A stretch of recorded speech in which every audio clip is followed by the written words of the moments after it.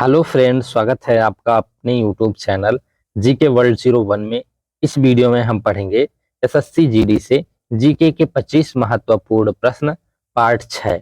इसके पहले हमने 5 पार्ट तक कवर किया है और पांचों पार्ट में हमने 25-25 महत्वपूर्ण प्रश्न किया है एसएससी जीडी से ही, जिसमें हमने प्रीवियस ईयर के क्वेश्चंस, रिपीटेड क्वेश्चंस और इम्पोर्टेंट क्वेश्चंस कवर किया है।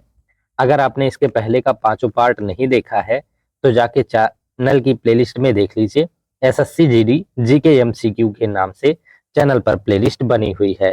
प्लेलिस्ट की लिंक आपको इस वीडियो की डिस्क्रिप्शन में भी मिल जाएगी, आप वहां से भी जाके देख सकते हैं। तो चलिए शुरू करते हैं पार्ट 6 क्वेश्चन नंबर 1 से। क्वेश्चन नंबर 1, फारसी दूत अब्दुल रज्जाक किसके शासनकाल में विजयनगर आया था? ऑप्शन ए देवराय द्वितीय के शासनकाल में, ऑप्शन बी देवराय प्रथम के शासनकाल में, ऑप्शन सी बुक्का प्रथम के शासनकाल में, ऑप्शन डी हरिहर द्वितीय के शासनकाल में। तो सही आंसर हो जाएगा आपका ऑप्शन ए कृष्णदेवराय द्वितीय के शासनकाल में। फारसी दूत अब्दुल रज्जाक देवराय द्वितीय के शासनकाल में विजयनगर आया था। नेक्स्ट क्वेश्चन हो जाएगा आपका क्वेश्चन नंबर 2, निम्न में से कौन सा अंतःस्रावी तंत्र का हिस्सा नहीं है? ऑप्शन ए लार ग्रंथि, ऑप्शन बी एड्रीनल ग्रंथि, ऑप्शन सी थाइमस ग्रंथि, ऑप्शन डी पीनियल ग्रंथि। तो सही आंसर हो जाएगा आपका ऑप्शन ए लार ग्रंथि। इनमें से लार ग्रंथि जो है अंतःस्रावी तंत्र का हिस्सा नहीं है। नेक्स्ट क्वेश्चन हो जाएगा आपका क्वेश्चन नंबर 3, क्षेत्रफल की दृष्टि से भारत का सबसे छोटा केंद्र शासित प्रदेश कौन सा है? Option A Lakshadweep, option B Dadra और नागर हवेली और दमन और दीव, ऑप्शन सी अंडमान और निकोबार द्वीप समूह, ऑप्शन डी पुदुचेरी। तो सही आंसर हो जाएगा आपका ऑप्शन ए लक्षद्वीप। क्षेत्रफल की दृष्टि से भारत का सबसे छोटा केंद्र शासित प्रदेश लक्षद्वीप है।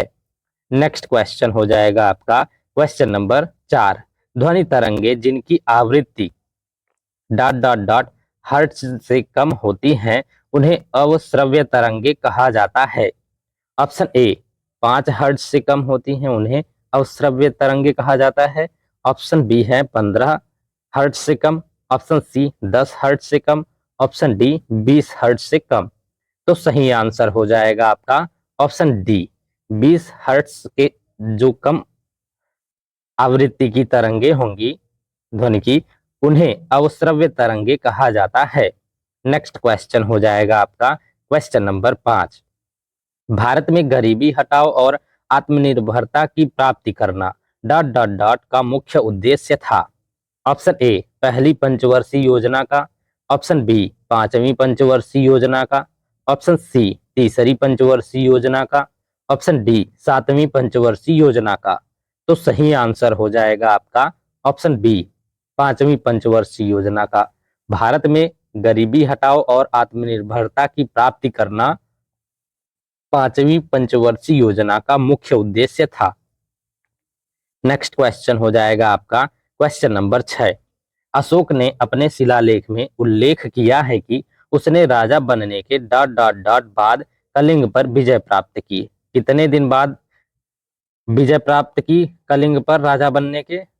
तो ऑप्शन ए है आपका 7 वर्ष बाद, ऑप्शन बी 10 वर्ष बाद, ऑप्शन सी 9 वर्ष बाद, ऑप्शन डी 8 वर्ष बाद। तो सही आंसर हो जाएगा आपका ऑप्शन डी 8 वर्ष बाद। अशोक ने अपने शिलालेख में उल्लेख किया है कि उसने राजा बनने के 8 वर्ष बाद कलिंग पर विजय प्राप्त की थी।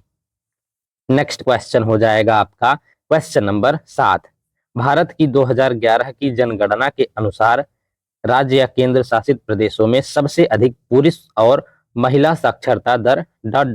में है। किस राज्य या केंद्र शासित प्रदेश में है आपको बताना है। ऑप्शन ए गोवा में, ऑप्शन बी केरल में, ऑप्शन सी तमिलनाडु में, ऑप्शन डी मिजोरम में। तो सही आंसर हो जाएगा आपका ऑप्शन बी केरल में। भारत की 2011 की जनगणना के अनुसार केरल राज्य में सबसे अधिक जो है पुरुष और महिला साक्षरता दर है। नेक्स्ट क्वेश्चन हो जाएगा आपका क्वेश्चन नंबर 8, भारत में अस्थायी बंदोबस्त की नीति डॉट डॉट डॉट में शुरू की गई थी। कब शुरू की गई थी आपको बताना है।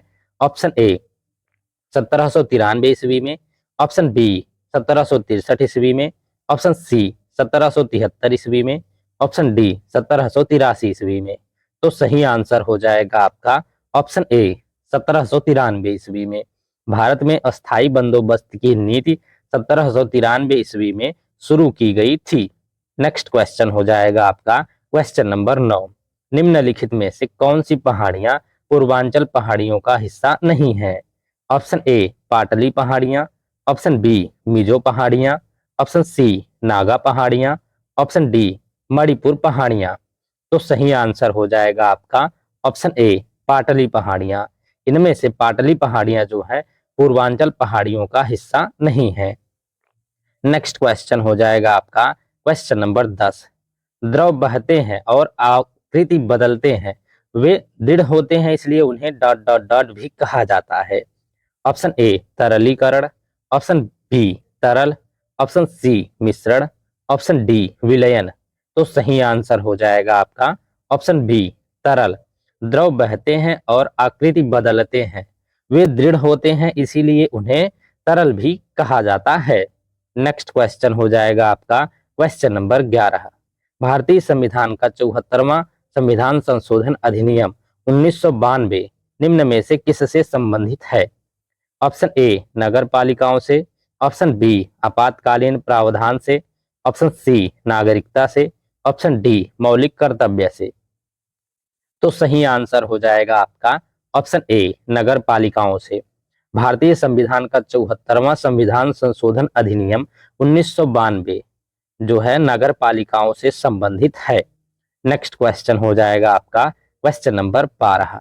भारत को अपना केंद्रीय बैंक किस वर्ष मिला। ऑप्शन ए 1933 ईस्वी वर्ष में, ऑप्शन बी 1937 ईस्वी वर्ष में, ऑप्शन सी 1935 ईस्वी वर्ष में, ऑप्शन डी 1931 ईस्वी वर्ष में। तो सही आंसर हो जाएगा आपका ऑप्शन सी 1935 ईस्वी वर्ष में। भारत को अपना केंद्रीय बैंक 1935 ईस्वी वर्ष में मिला। और भारत का केंद्रीय बैंक है कौन सा, अगर पूछ लेगा कि भारत का केंद्रीय बैंक कौन सा है जो 1935 ईस्वी में मिला था, वो भारत का केंद्रीय बैंक आरबीआई है। आरबीआई है भारत का केंद्रीय बैंक। नेक्स्ट क्वेश्चन हो जाएगा आपका क्वेश्चन नंबर 13। सिंधु नदी समझौता 1960 के अनुसार भारत सिंधु नदी प्रणाली का कितना पानी इस्तेमाल कर सकता है। Option A 20%, option B 10%, option C 25%, option D 15%। तो सही आंसर हो जाएगा आपका ऑप्शन ए 20%। सिंधु नदी समझौता 1960 के अनुसार भारत सिंधु नदी प्रणाली का 20% पानी इस्तेमाल कर सकता है। नेक्स्ट क्वेश्चन हो जाएगा आपका क्वेश्चन नंबर 14। आवोगाद्रो की संख्या 6.022 गुणे 10 की घात है। आपको बताना है कि 10 की घात कितनी है। आवोगाद्रो संख्या 6.022 गुणे 10 की घात आपको बताना है। ऑप्शन ए 10 की घात 25, ऑप्शन बी 10 की घात 23, ऑप्शन सी 10 की घात 22, ऑप्शन डी 10 की घात 24। तो सही आंसर हो जाएगा आपका ऑप्शन बी 10 की घात 23। आवोगाद्रो की संख्या 6.022 गुणे 10 की घात 23 है। नेक्स्ट क्वेश्चन हो जाएगा आपका क्वेश्चन नंबर 15। सम्राट डॉट डॉट डॉट ने मोहम्मद हुसैन अल कातिब कश्मीरी को उनकी सुंदर लिखावट के लिए जरीन कलम या स्वर्ण कलम की उपाधि से सम्मानित किया। किसने किया था। ऑप्शन ए औरंगजेब ने, ऑप्शन बी जहांगीर ने, ऑप्शन सी शाहजहां ने, ऑप्शन डी अकबर ने। तो सही आंसर हो जाएगा आपका ऑप्शन डी अकबर ने। सम्राट अकबर ने मोहम्मद हुसैन अल कातिब कश्मीरी को उनकी सुंदर लिखावट के लिए जरीन कलम या स्वर्ण कलम की उपाधि से सम्मानित किया था। नेक्स्ट क्वेश्चन हो जाएगा आपका क्वेश्चन नंबर 16। नीचे दिए गए कथनों में से कौन सा या कौन से कथन सही है आपको बताना है। कथन एक है कि राज्य के नीति निदेशक सिद्धांत डीपीएसपी कानून द्वारा प्रवर्तनीय नहीं है। और ऑप्शन जो है कथन 2 है आपका राज्य के नीति निदेशक सिद्धांत वाद योग्य नहीं है। तो कथन 1 भी सही है आपका और कथन 2 भी सही है, तो ऑप्शन डी आपका सही आंसर होगा। कथन 1 और कथन 2 दोनों सही हैं। राज्य के नीति निर्देशक सिद्धांत कानून द्वारा प्रवर्तनीय नहीं है, चाहे कोई फॉलो करे या ना करे, आप कानून का सहारा नहीं ले सकते। और राज्य के नीति निर्देशक सिद्धांत वाद योग्य नहीं है, वाद योग्य भी नहीं है, तो दोनों कथन आपके सही हैं। नेक्स्ट क्वेश्चन हो जाएगा आपका क्वेश्चन नंबर 17। प्यूटोरिको खाई निम्नलिखित में से किस महासागर में स्थित है? ऑप्शन ए आर्कटिक महासागर में, ऑप्शन बी हिंद महासागर में, ऑप्शन सी प्रशांत महासागर में, ऑप्शन डी अटलांटिक महासागर में। तो सही आंसर हो जाएगा आपका ऑप्शन डी अटलांटिक महासागर में। प्यूटोरिको खाई अटलांटिक महासागर में स्थित है। नेक्स्ट क्वेश्चन हो जाएगा आपका क्वेश्चन नंबर 18। मनुष्य, वनस्पति और जीव जंतु, मत्स्य, पशुधन आदि जीवमंडल से प्राप्त संसाधन जिसमें जीवन होता है वे क्या कहलाते हैं? ऑप्शन ए जैव संसाधन, ऑप्शन बी नवीकरणीय संसाधन, ऑप्शन सी अजैविक संसाधन, ऑप्शन डी संभावित संसाधन। तो सही आंसर हो जाएगा आपका ऑप्शन ए जैव संसाधन। मनुष्य, वनस्पति और जीव जंतु, मत्स्य, पशुधन आदि जीवमंडल से प्राप्त संसाधन जिनमें जीवन होता है वे जैव संसाधन कहलाते हैं। नेक्स्ट क्वेश्चन हो जाएगा आपका क्वेश्चन नंबर 19। राजा टोडरमल निम्नलिखित में से किस मुगल सम्राट के शासनकाल के दौरान राजस्व मंत्री थे? ऑप्शन ए हुमायूं के शासनकाल के दौरान, ऑप्शन बी जहांगीर के शासनकाल के दौरान, ऑप्शन सी शाहजहां के शासनकाल के दौरान, ऑप्शन डी अकबर के शासनकाल के दौरान। तो सही आंसर हो जाएगा आपका ऑप्शन डी अकबर के शासनकाल के दौरान। राजा टोडरमल मुगल सम्राट अकबर के शासनकाल के दौरान राजस्व मंत्री थे। नेक्स्ट क्वेश्चन हो जाएगा आपका क्वेश्चन नंबर 20। भारतीय संविधान की किस अनुसूची में भारतीय गणराज्य की भाषाएं शामिल हैं? ऑप्शन ए अनुसूची 9 में, ऑप्शन बी अनुसूची 8 में, ऑप्शन सी अनुसूची 6 में, ऑप्शन डी अनुसूची 7 में। तो सही आंसर हो जाएगा आपका ऑप्शन बी अनुसूची 8 में। भारतीय संविधान की अनुसूची 8 में भारतीय गणराज्य की भाषाएं शामिल हैं। नेक्स्ट क्वेश्चन हो जाएगा आपका क्वेश्चन नंबर 21। नाइट्रोजन का परमाणु द्रव्यमान कितना है? Option A 18, option B 14, option C 16, option D 12। तो सही आंसर हो जाएगा आपका ऑप्शन बी 14। नाइट्रोजन का परमाणु द्रव्यमान 14 है। नेक्स्ट क्वेश्चन हो जाएगा आपका क्वेश्चन नंबर 22। हर्षवर्धन ने नर्मदा नदी पार करके दक्कन की ओर बढ़ने की कोशिश की, तब चालुक्य नरेश ... ने उन्हें रोक दिया। किसने या किस चालुक्य नरेश ने उन्हें रोका था आपको बताना है। ऑप्शन ए है आपका पुलकेशिन द्वितीय ने, ऑप्शन बी समुद्रगुप्त प्रथम ने, ऑप्शन सी चंद्रगुप्त ने, ऑप्शन डी समुद्रगुप्त द्वितीय ने। तो सही आंसर हो जाएगा आपका ऑप्शन ए पुलकेशिन द्वितीय ने। हर्षवर्धन ने नर्मदा नदी पार करके दक्कन की ओर बढ़ने की कोशिश की, तब चालुक्य नरेश पुलकेशिन द्वितीय ने उन्हें रोक दिया। नेक्स्ट क्वेश्चन हो जाएगा आपका क्वेश्चन नंबर 23। भारतीय संविधान का कौन सा भाग पंचायत से संबंधित है? ऑप्शन ए भाग 11, ऑप्शन बी भाग 8, ऑप्शन सी भाग 10, ऑप्शन डी भाग 9। तो सही आंसर हो जाएगा आपका ऑप्शन डी भाग 9।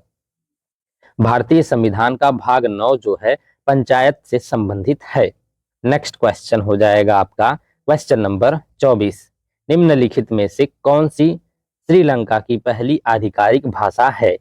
Option A Sinhala, option B Angrezi, option C Tamil, option D Malayalam. तो सही आंसर हो जाएगा आपका ऑप्शन ए सिंहली।